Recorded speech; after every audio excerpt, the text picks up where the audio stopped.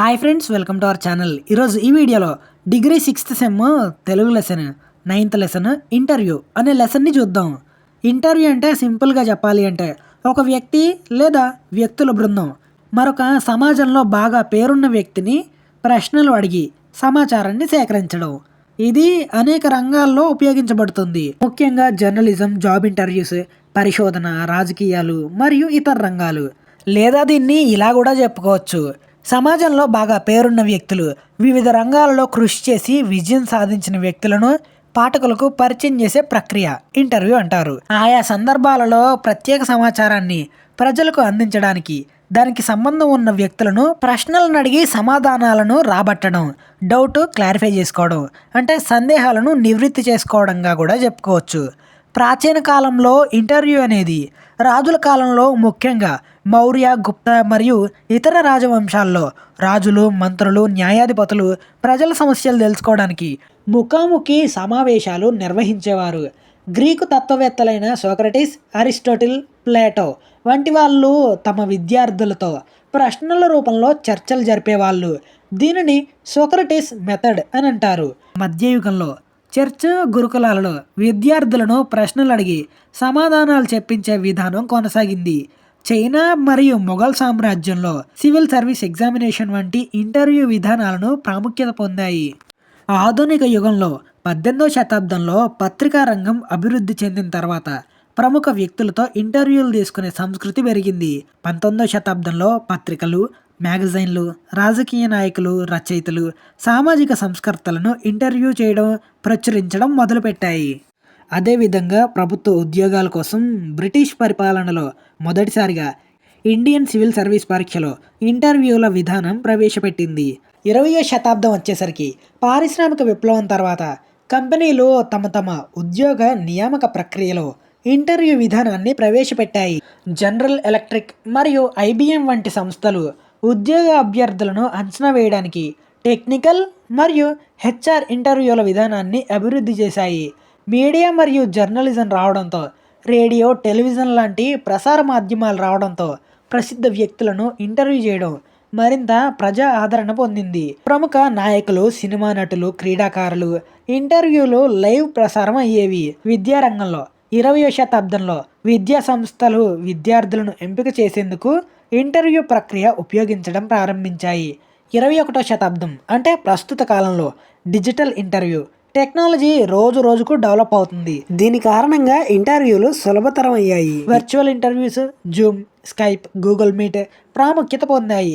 ఇంకా AI, artificial intelligence ద్వారా develop అవుతుంది. దీంతో రోబోనే మనలను ఇంటర్వ్యూ చేసే విధానం కూడా వచ్చే అవకాశాలున్నాయి, వస్తున్నాయి కూడా. ఉద్యోగ రంగంలో మార్పులు. ప్రస్తుతం technical rounds, HR interviews, behavioural interviews, group discussions లాంటి అనేక రకాల ఇంటర్వ్యూస్ ఉన్నాయి. సోషల్ మీడియా ఇంటర్వ్యూస్, యూట్యూబ్, పాడ్కాస్ట్లలో ప్రముఖ వ్యక్తులతో ఇంటర్వ్యూలను నిర్వహించడం అనేది అత్యంత ప్రాచుర్యం పొందింది.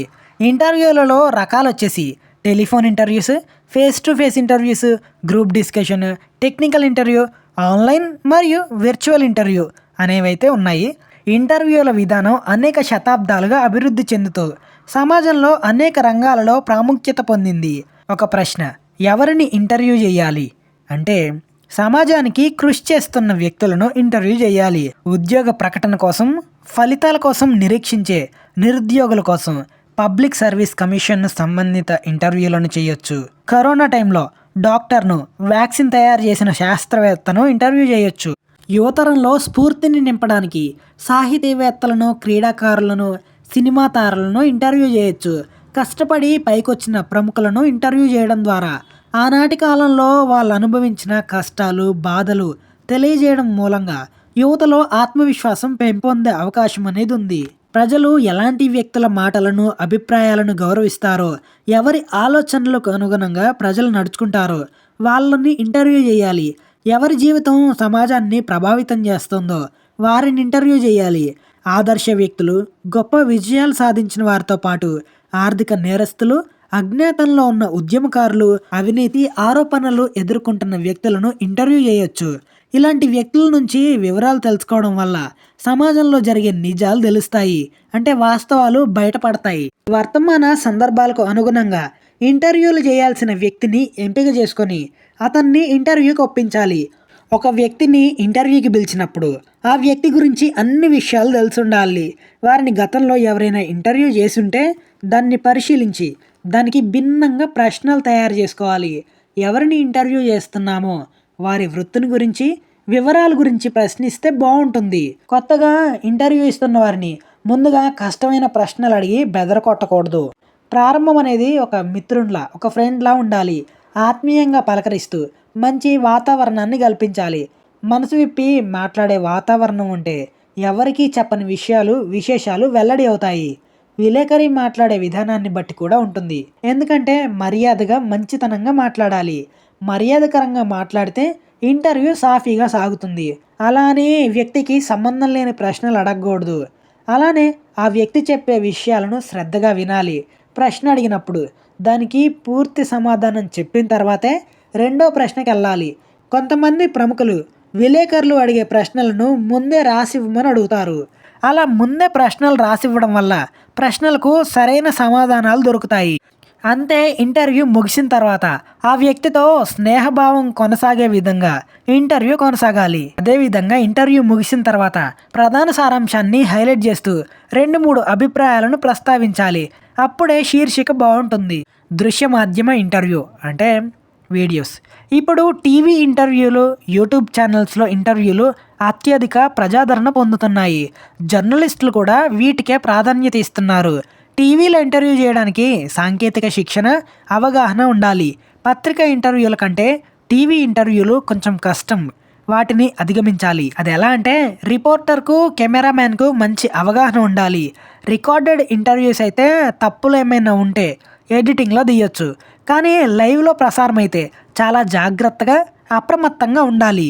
జలుబు, దగ్గు లేకుండా చూసుకోవాలి. ఇద్దరికి, ఇంటర్వ్యూ చేసే వాళ్ళకి, అదేవిధంగా ఆ ప్రముఖులకు కూడా.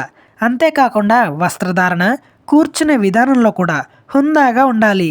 ఇంటర్వ్యూ సమయంలో ఎలా ఉండాలో యాంకర్ ముందుగా తెలియజేయాలి ప్రముఖులకు. ఇంటర్వ్యూలో ప్రధాన రకాలు.